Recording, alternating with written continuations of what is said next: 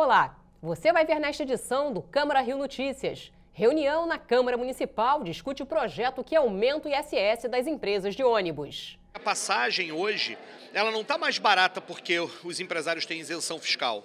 Ela está mais cara do que devia e ainda assim os empresários têm isenção fiscal. Feira Ecológica no INCA chama atenção para a importância de uma alimentação saudável como prevenção do câncer. A gente estimula, assim como o Guia Alimentar da População Brasileira, que a base da alimentação seja os alimentos in natura ou minimamente processados e que se evite os ultraprocessados. E você vai conhecer o documentário que mostra o dia a dia na quadra da primeira escola de samba do país. Eu espero com esse documentário divulgar o nome da Estácio de Sá, a sua forma de fazer samba.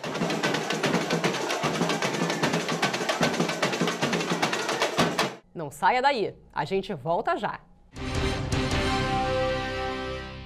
Uma leitura política da história do Rio no contexto local e no nacional. A República surge com uma ideia de tornar o país mais livre. Revisite momentos marcantes da política brasileira com análise de especialistas. 15 de novembro de 1889, o Brasil não dormiu império e acordou república. Nós tivemos 4 meses de estado de sítio por conta da revolta da vacina. Resgate a memória de locais importantes da cidade. O Rio de Janeiro, como capital da República, ele tem prédios públicos que são marcados. Não perca Fatos Políticos, na Rio TV Câmara. A gente começa esta edição falando sobre a reunião na Câmara Municipal do Rio que discutiu o projeto da bancada do PSOL que prevê um aumento de ISS para as empresas de ônibus. A secretária municipal de Transportes participou do encontro e garantiu que não haverá aumento nas passagens de ônibus caso o projeto seja aprovado. A reunião foi convocada para debater o projeto de lei da bancada do PSOL que propõe um reajuste na alíquota de ISS para as empresas de ônibus e que foi aprovado em primeira discussão aqui na Câmara Municipal. Hoje, o valor pago é de 0,01%. A proposta é que seja alterado para 2%. O valor atual foi aprovado em 2010 pelo então prefeito Eduardo Paes, como contraproposta para manter a passagem a R$ 2,40. Hoje a passagem custa R$ 3,95. De acordo com a Secretaria Municipal de Transporte, o aumento do ISS não vai impactar no valor final da passagem. A explicação é que, como as empresas de ônibus não enviaram o balanço financeiro, não há justificativa para a revisão dos valores. Óbvio que o empresário ele vai reclamar, ele vai ser impactado. Não sei se ele vai recorrer, se ele vai para judicializar essa questão, mas essa é a nossa preocupação. O cidadão não pode pagar essa taxa, esse valor, não pode ter um impacto na passagem porque ele vai ser mal prejudicado. A secretária municipal de Transportes participou da reunião. Ela lamentou não ter os fluxos de caixa. Mesmo assim, acredita que um aumento no ISS pode prejudicar ainda mais a relação entre a prefeitura e as empresas de ônibus. Sempre é um fator, porque como a gente não tem os dados válidos, porque com dados válidos eu posso dizer, pelo amor de Deus, vocês podem pagar até 3, 4, 5, eu estou vendo aqui, e ajudar o município a sair desse problema financeiro. O projeto de reajuste do ISS para as empresas de ônibus volta para a segunda discussão aqui na Câmara Municipal nesta quinta-feira. De acordo com o vereador Tarcísio Mota, se aprovado, pode render R$ 70 milhões aos cofres públicos. Eu acho que é importante que a população saiba que os empresários de ônibus hoje têm benefícios fiscais e não têm o mínimo de transparência nem de contrapartida. Que a passagem hoje, ela não está mais barata porque os empresários têm isenção fiscal. Ela está mais cara do que devia e ainda assim os empresários têm isenção fiscal. E que falta dinheiro na saúde, entre outras coisas, porque os empresários não pagam o que devem de impostos. Portanto, este projeto ele vai restabelecer um mínimo de justiça na cidade do Rio de Janeiro. Que aqueles que não têm transparência, aqueles que estão lucrando acima do que o contrato diga, paguem pelo menos os seus impostos como devem, como qualquer cidadão hoje no Rio de Janeiro paga. Na sessão plenária desta quarta-feira, os parlamentares aprovaram em segunda discussão o projeto de lei de autoria da vereadora Etânia Bastos, que assegura o atendimento odontológico na rede pública municipal de saúde. Entre os projetos aprovados também estão o projeto de lei do vereador Alexandre Esquerdo, que disponibiliza na rede municipal de saúde assistência médica e psicológica aos professores da rede municipal de ensino portadores da síndrome Burnout, e o projeto de lei de autoria do vereador Marcelo Siciliano, que dispõe sobre o ensino de noções de futevôlei nas aulas de educação física na rede municipal de ensino. O projeto de lei de autoria do vereador Marcelino da Almeida, que dispõe sobre o transporte escolar no município, também foi aprovado durante a sessão plenária. E uma pesquisa revelada pelo Ministério da Saúde confirmou que o câncer é a segunda doença que mais mata no país. São mais de 200 mil óbitos por ano, um número que poderia ser menor se não fosse a alimentação inadequada. Uma feira ecológica que funciona no Instituto Nacional do Câncer chama atenção para os benefícios de uma alimentação saudável. Desenvolver hábitos mais saudáveis para ajudar na prevenção de doenças como o câncer. Eu estou fazendo tratamento com meu irmão e aí dali eu tive curiosidade de vir ver o que era feira ecológica. Essa é a primeira edição da Feira Agroecológica do Instituto Nacional do Câncer e a ideia é promover a alimentação adequada e saudável porque ela contribui na prevenção do câncer. Então, os alimentos e produtos de base agroecológica sendo ofertados aqui, nessa perspectiva da alimentação saudável, vão contribuir na prevenção do câncer. O que é uma alimentação saudável? Quais são os critérios? O que a pessoa deve priorizar nessa busca pela alimentação mais saudável? A gente estimula, assim como o Guia Alimentar da População Brasileira, que a base da alimentação seja os alimentos in natura ou minimamente processados e que se evite os ultraprocessados. Então, como exemplo de alimento in natura são vegetais e frutas, e dos ultraprocessados são macarrão instantâneo, biscoito, refrigerantes e bebidas adoçadas.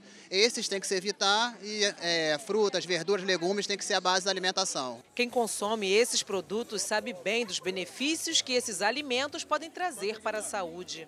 Todos são alimentos agroecológicos, mas não só isso, são alimentos agroecológicos que a gente sabe a procedência, a gente conhece de onde esses alimentos vêm, né? Quem são os agricultores, quem são os movimentos que estão organizados nessa feira.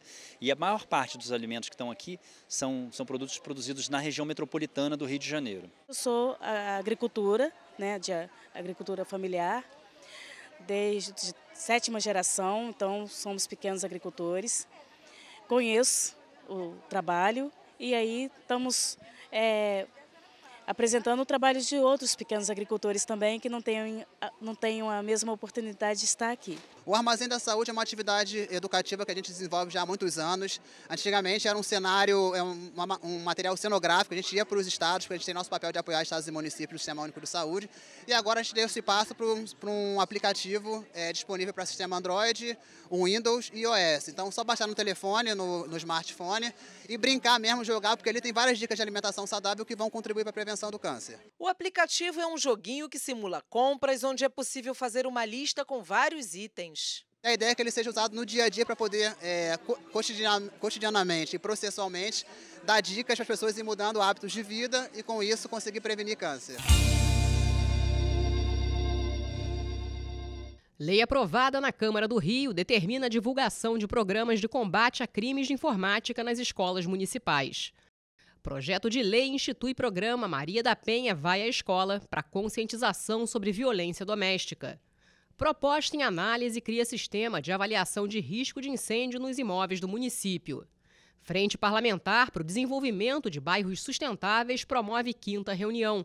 E CPI, que investiga o uso da máquina pública, em especial da Conlurb, realiza reunião de trabalho. E você vai ver depois do intervalo. Documentário sobre a escola de samba Estácio de Sá emociona a comunidade. Nós nos dedicamos de corpo e alma à escola, entendeu? Nós somos assim, como é que eu vou falar para você? É um amor incondicional. Uma conversa sobre os principais assuntos da cidade. Fique por dentro das opiniões de especialistas e pesquisadores. Rio em Pauta, toda sexta, às 14h. Oi, a ONU quer falar com você. É sobre vidas negras.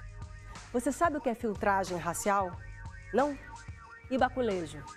Tomar uma geral? Levar uma dura? Você já ouviu falar? São exemplos disso. Filtragem racial é quando uma pessoa negra é injustamente escolhida pela cor. escolhida como suspeita quando está parada e como criminosa quando está correndo. Isso tem nome: é racismo. Jovens negros e negras são as principais vítimas da violência e de assassinatos. E tudo isso por causa da cor. No Brasil, um homem negro tem até 12 vezes mais chances de ser vítima de homicídio que um homem branco. Muitas vezes com o aval da própria sociedade. Chegou a hora de acabar com o racismo que mata milhares de jovens negros todos os anos. Que nossa escolha, de agora em diante, seja pela igualdade de direitos, pelo respeito à diversidade e, principalmente, pela vida. A juventude negra tem que viver sem ser vista como suspeita. E você? Como você me enxerga? Eu sou alguém suspeito ou sou alguém de respeito? É hora de fazer a escolha certa. A gente precisa vencer o racismo. Por isso eu estou com a ONU na campanha Vidas Negras. Década internacional de afrodescendentes, governos, sociedade civil e você, pelo reconhecimento, justiça e desenvolvimento. Junte-se à ONU e compartilhe essa ideia. Quer saber o que acontece de mais importante na Câmara Municipal? Então não perca o resumo da semana às sextas, 6h30 da noite.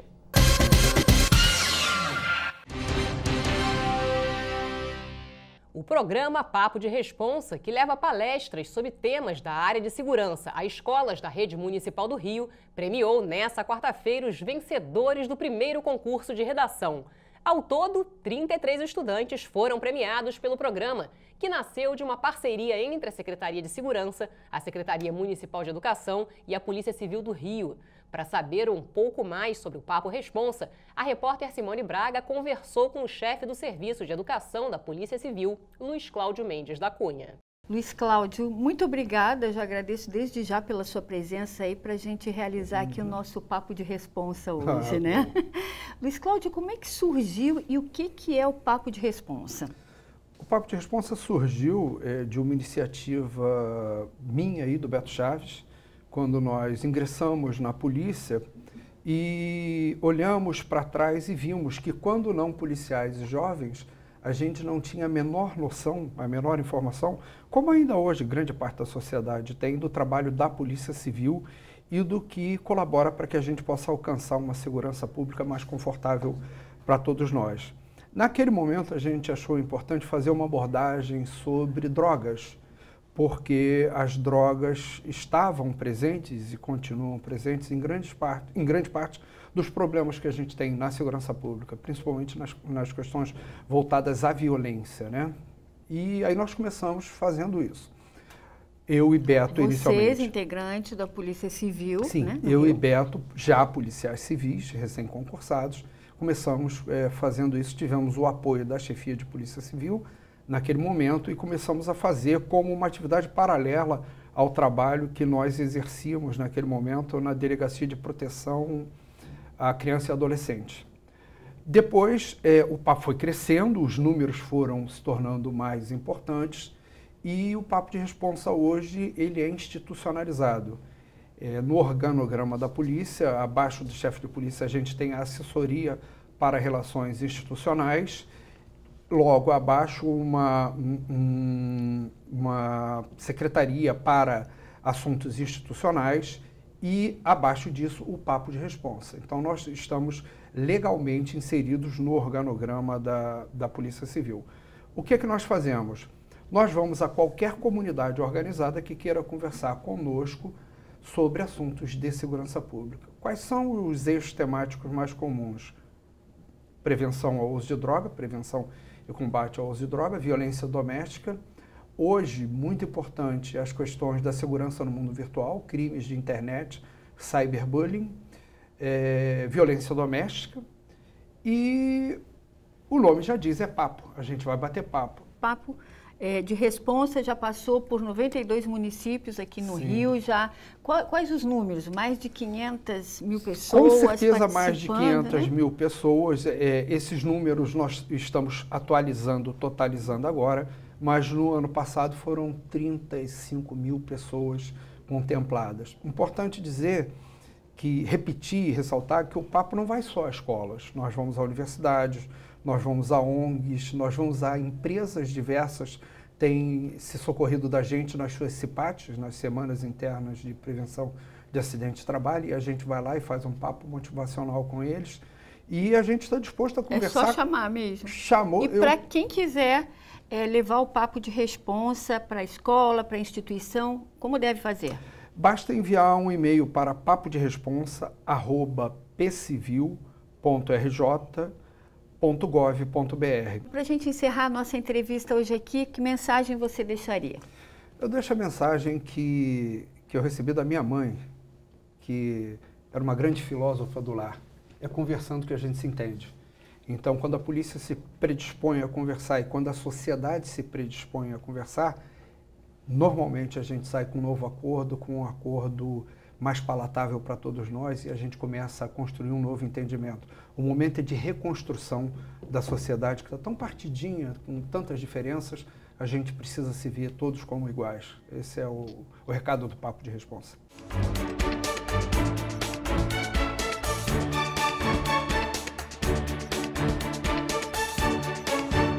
O bacana de toda essa estrutura que envolve a TV Câmara é a gente perceber ao longo desse tempo todo eu estar aqui, eu ter a sorte de estar aqui e perceber a evolução desse canal para que transmitamos aí para a cidade do Rio de Janeiro vários pontos de vista, independentemente de posicionamentos políticos. E é salutar a gente levar adiante esse tipo de diversidade de informação. Então eu deixo aqui meus parabéns para vocês. Mais do que nunca, um trabalho isento é essencial para que uma imprensa consiga se manter com a credibilidade de divulgação da informação. E buscando sempre isso, eu acredito que seja a fórmula perfeita para que possamos, não só nós parlamentares, continuarmos com a transparência, mas principalmente com vocês, continuem com credibilidade, continuem crescendo e que falta muito, infelizmente, para a mídia hoje em dia. Então, gostaria de dar o parabéns para vocês. São 15 anos de serviço prestado, 15 anos de evolução. E tenho certeza absoluta que com essa isenção que vocês pregam, vão muito mais longe. E todos nós, no final das contas, agradecemos e vamos evoluir com essas colocações que vocês sempre colocam no canal disponível para a população. A importância hoje de uma TV no legislativo, né, para nós como cidadão, e a importância do conhecimento, do saber quem a gente está escolhendo para comandar a cidade nessa parte legislativa é muito importante. Muitas pessoas não conhecem a TV, a disponibilidade que tem. Isso é fundamental, ainda mais em época de eleição. Antes também durante também, mas a eleição é mais ainda. Então, tem muita gente ainda assim, na dúvida, não conheço, tem que conhecer, isso é muito importante. Então, agradeço a TV Câmara por esse tempo que está conosco, nos ajudando, apoiando na parte legislativa. É fundamental para nós como cidadãos. Eu quero parabenizar todos vocês. Eu acho que é muito importante para a população acompanhar de perto o trabalho do legislativo. Às vezes a gente fica com aquela imagem tão ruim que a imprensa, né, só coloca o lado ruim, né, da medicina, na polícia, em qualquer área. A gente tem as pessoas de boa fé, né, as pessoas que trabalham de verdade, e aqui é o único espaço que a gente tem para divulgar o nosso trabalho, e eu quero assim falar que vocês arrebentam e que você que esteja em casa assistindo, que você possa compartilhar, assista o canal, vamos ver quem está trabalhando, sabe, essa transparência que esse canal dá é muito importante, né, para o cenário atual.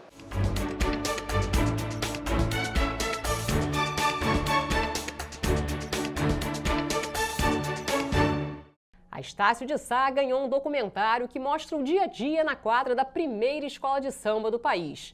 Dirigido por Daniel Gonzaga, filho de Gonzaguinha, e Júlio Freire, Estácio de Sá, o Pavilhão do Amor, caiu nas graças da comunidade. Esse documentário é sobre a arte de levantar um samba desde a sinopse até a hora da emoção da apuração. O documentário Estácio de Sá, o Pavilhão do Amor, é isso e muito mais. Narrado pelo compositor Daniel Gonzaga, filho do cantor Gonzaguinha, reúne cenas que passam despercebidas pelo grande público. Tudo pronto para o grande desfile que talvez leve a escola de volta para o grupo especial. Muitas imagens foram captadas dentro da quadra da escola, que fica no bairro do Estácio. E esse ritual vai se repetir sempre que houver um evento na quadra. Entra a velha guarda, dança, faz apresentação e é sempre um prazer ver a velha guarda se apresentar. Tem momentos da disputa do samba em 2017. O Daniel estava concorrendo e aqui o nervosismo à espera do resultado.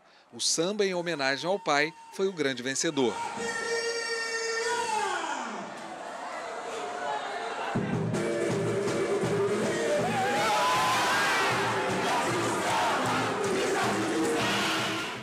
Daniel e Júlio também gravaram os ensaios, o barracão onde são feitas as alegorias e adereços. E estar no barracão é muito legal, pois o trabalho dessas pessoas é muito impressionante.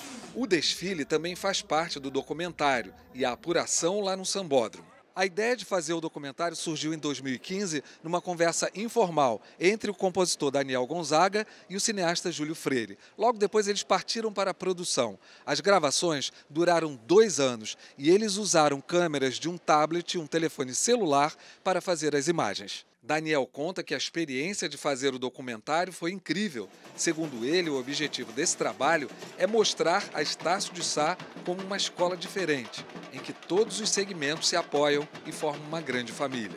Eu espero com esse documentário divulgar o nome da Estácio de Sá, a sua forma de fazer samba, com a sua bateria medalha de ouro do Mestre Chuvisco, né, que é diferente da bateria do Salgueiro, né, que é diferente da bateria da Mangueira, do Império Serrano.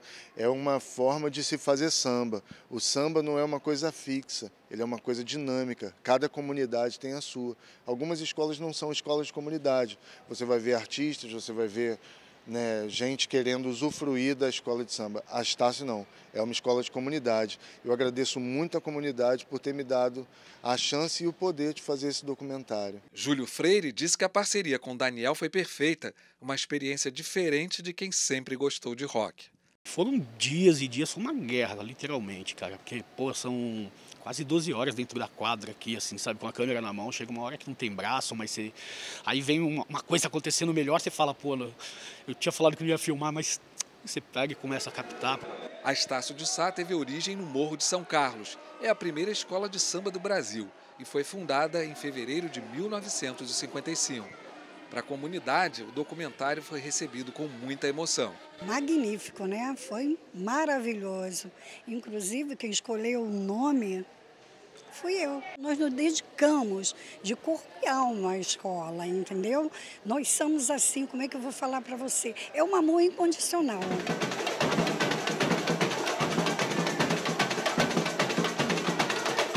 E o Câmara Rio Notícias fica por aqui. Obrigada pela companhia. Amanhã a gente se vê. Rio TV Câmara, 15 anos no ar.